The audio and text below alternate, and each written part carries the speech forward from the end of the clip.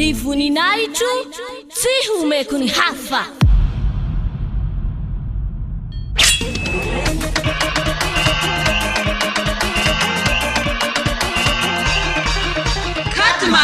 Katmars, fety be aniao soa!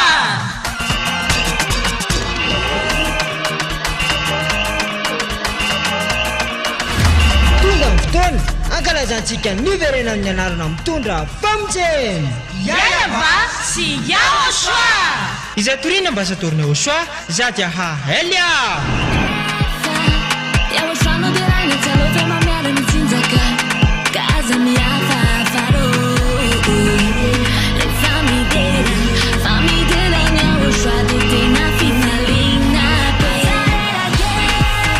Ny tena koavambe no sady tena mahafaly dia ho avy eo mihitsy Yahosoa ilay niteny taminao hoe aza manota intsony, aza manota intsony.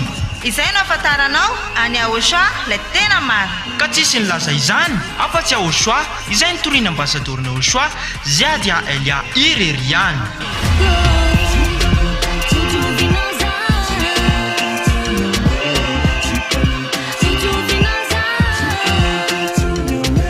Ny fahefatry ny volana marsa ho avy zao ary tena fety be manetriketrika Ety amin'ny fohy be mifanjakana Yahosoa Ambohidrapeto Antananarivo Madagasikara.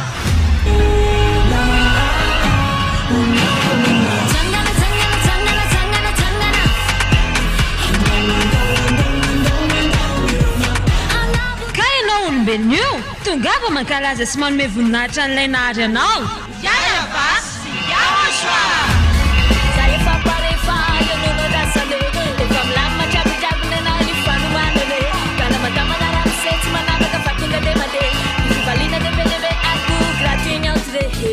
Kutungava dahola raha iara-pety amin'ny fahefatry ny volana martsa ho avy zao.